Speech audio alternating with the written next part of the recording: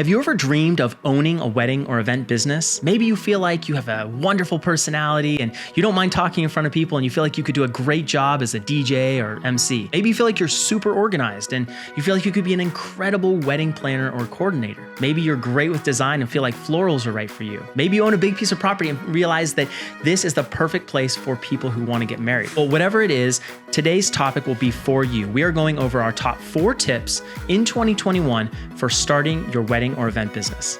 Uno, dos, tres.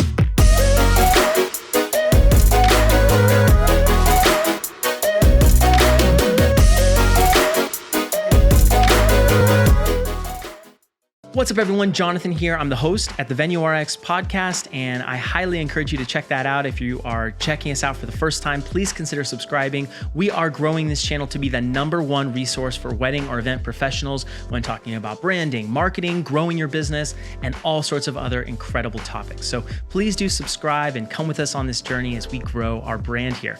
Also, if you haven't checked it out, please check out our interviews. We interview some of the best people in the industry, and there is so much gold that can be found there about growing and starting a wedding or event business. So definitely go check those out.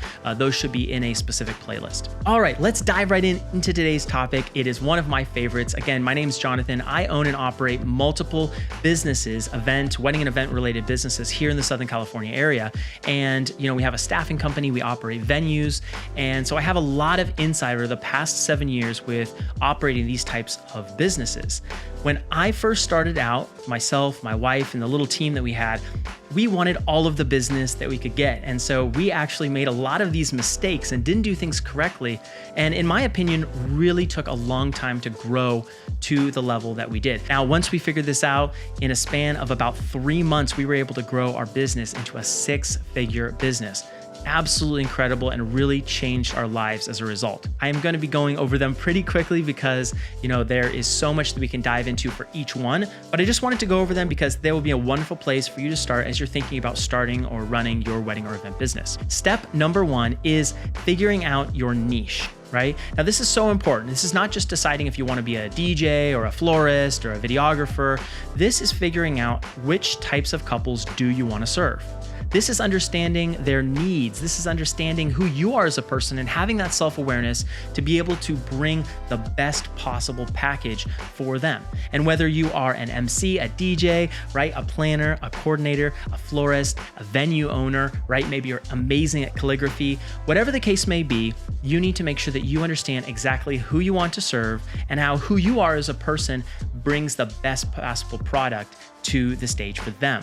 So that is important. You can do that in a number of different ways. You can just pick something arbitrarily that sounds fun. You can think about yourself and realize, maybe you're super adventurous and you love photos of nature, but you want to break into the wedding or event industry. Use that as some creative direction to kind of guide your style and guide the types of couples that you want to work with. So that's step number 1. And really, there's no right way to start here. Just get started, pick something, and you can pivot along the way, but don't get stuck in indecision. Just pick something that sounds fun, pick something that you feel like you would be excited about doing, and then go from there. Step number 2, branding yourself correctly. Far too often, I see the people that we work with on our vendor list don't do a good enough job of really defining exactly in the marketing and in the information they put out to the public exactly the types of couples that they want. They end up putting on pictures and videos of their services being used in a way that they don't necessarily want to replicate. And what ends up happening is they continue to get some of the same types of clients that they don't want. So as you're starting out, think very critically about putting out content that really reflects the types of clients that you want to work with and doesn't reflect the types of clients that you don't want to work with. If you want to work with brides and grooms that are maybe more on a budget, that's totally fine. That will have a certain type of marketing. If you want to work with higher end couples, and where budget is not necessarily an issue, you need to make sure that you present yourself both physically and, in the virtual space that we're all in here in a way that would really attract these types of clients. So we can have an entire other video on this. It's an exciting big topic, but making sure you're branding yourself very, very clearly and without a lot of ambiguity will really help your target clients, your best types of clients, find you and actually start working with you. Point number 3 is networking with local vendors. And I cannot say this enough. Networking with local vendors is the number one thing that you can do to rapidly grow your wedding or event business. It is so important to make sure that you know who is in your community, both geographically or offering the type of service that you offer. And it's important that you know them, but more importantly, it's important that they know you and they know the value that you can bring to the table. So again, we're gonna make an entirely different video just on this topic alone because there are so many different things, but some quick tips for you. I recommend joining local networking groups.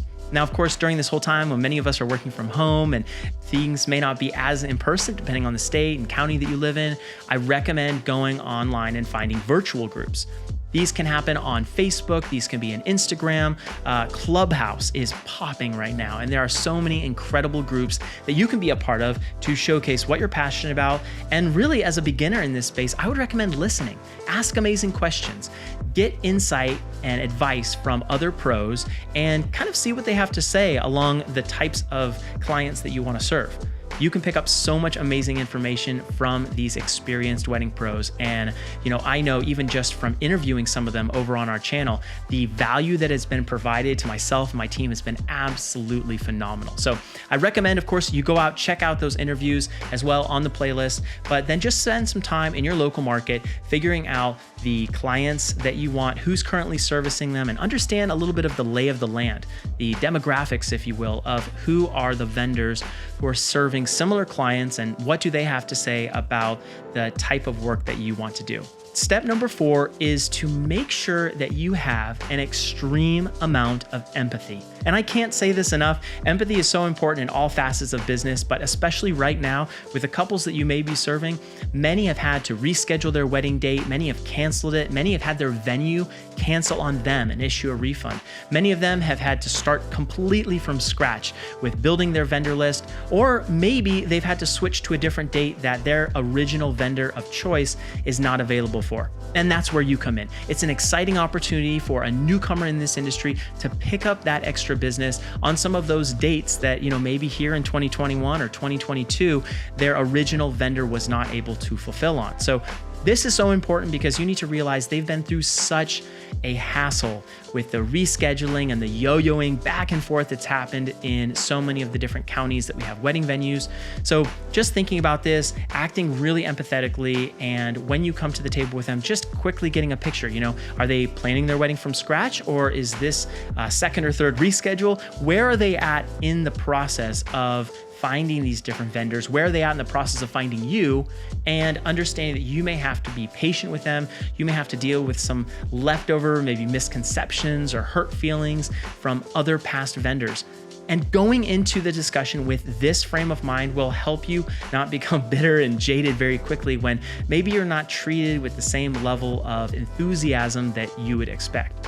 Now, of course, every single couple is so excited about their wedding day, and so many of them have experienced a lot of discouragement as maybe they've had cancellations or they've had to reschedule. And so you doing your part to help educate them about your services, but then come along as an empathetic ear to just understand what they've been through will go so long in building a personal connection with them. And that's, of course, what we all want.